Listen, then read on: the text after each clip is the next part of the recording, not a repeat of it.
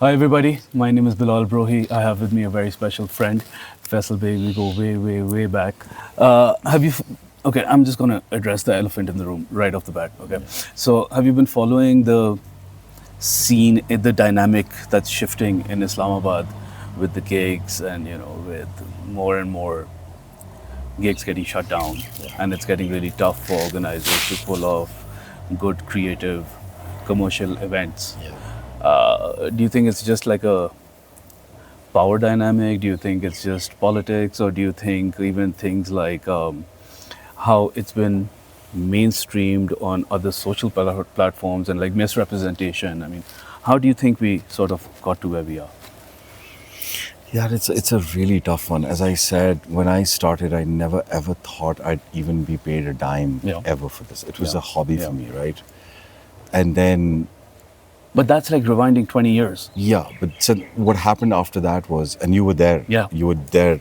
You've seen that whole journey of mine, right? Yeah, absolutely. So when money comes into something and commercialization comes into something, I'm not going to Yeah. take any names or Yeah, anything, yeah. right? Of course. And then you try to make it bigger and bigger and bigger and bigger in a place like Pakistan, problems will happen, man. Yeah.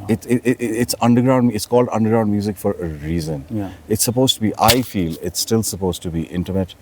It's supposed to be about the music. It's supposed to be about the performance. I actually hate the whole Tomorrowland concept Yeah. when they came out Yeah. and they turned it into Disneyland and Yeah. everyone.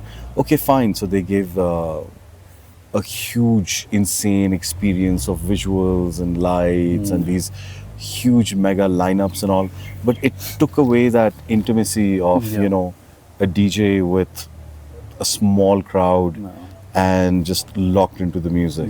So I feel that, and of course, yeah, everything said and done, we are in Pakistan. Yeah. Any country which has economic disparity, economic injustice, people starving, it doesn't gel too well with people. It's not something that you can explain to a lot of people. Now, why does that happen? Anything that happens globally, right? We have social media, and we've always had it. If there's a film being released, any like Hollywood blockbuster, maybe after 2 or 3 weeks, it's released in Pakistan as well. So we're sort of Connected. there with pop culture. So all of this was going to come. People were going to see opportunities.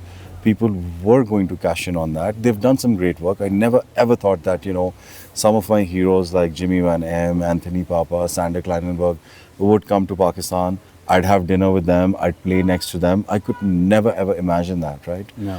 But it has to be controlled. It has to be within certain regulations to keep it safe Yeah. for the audience, for the artists, and also not sort of be so in your face with other people that you're literally offending their sensitivities about, difficult to say, religious sentiments, moral sentiments, cultural sentiments. It doesn't gel, even though Social disparity too. yeah, social disparity. Yeah. And, and there's a lot that can be said about that. This isn't the only thing that has social disparity going on. There's a lot of other aspects going on in our society as well. Again, third world countries have complicated issues, complex issues. Okay, but I'll move on from this. So Islamabad still has a relatively prog and tech centric sort of Prog crowd, mostly, yeah. right? And they dig it, they love it, they follow it, they respond to it. Karachi is a lot more dynamic. Yeah, I think So Karachi there's is a lot more.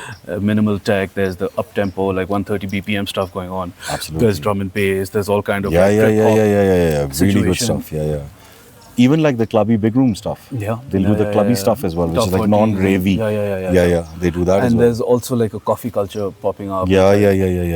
Where do you think? I mean, do you think with all the dynamics coming into play, people are their technique, their sound is evolving? There's something new on offer, or everyone's just trying to be something different, and in that kind of losing out on quality? Or No, what are not your everyone. Not everyone. And I don't mean to be boastful about it. comments? I found some people, a lot of people, Yeah. who hear it, get influenced by a friend, go buy a controller, play for a year, and then just quit, move on to something else, right? You and I have been at it for almost 2 decades Yeah. because, we had that commitment. Yeah. And we've seen a lot of people come and go. come and go, change careers, Ek shock aaya, pura kiya, right? Remember the time when there was no tractor, there was no Serato and stuff like that? Yeah.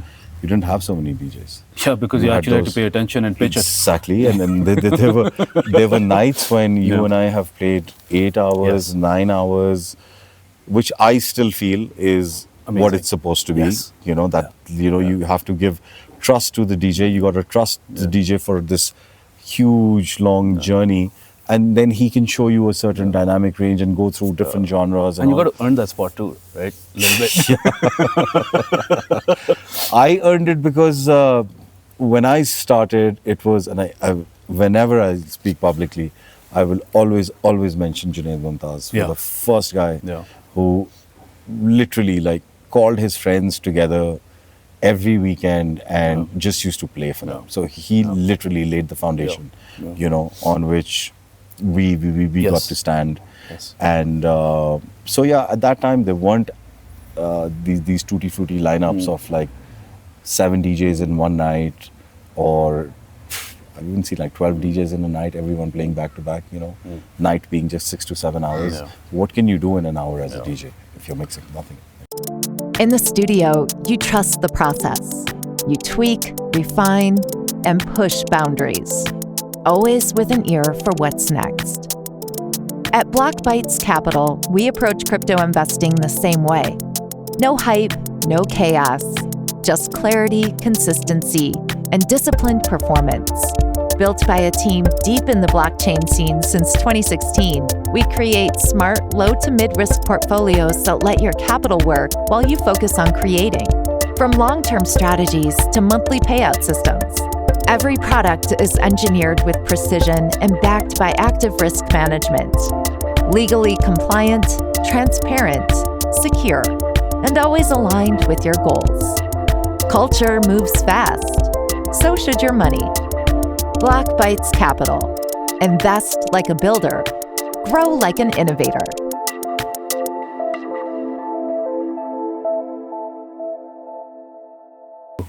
So listen, I'm going to ask you something a little bit off topic, but also very centric to pitch and time. Because tell me what these blocks are about.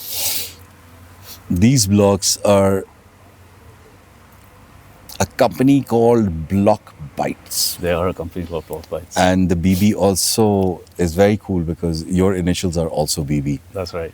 And so tell me, is it like So, a blockchain thing? What is it? It is actually a Yeah. crypto asset management company. Oh, nice, And nice, they've endorsed me and partnered with me to put out this and made this all possible. So I definitely want to shout out to them. I also want to ask you, do you invest in crypto?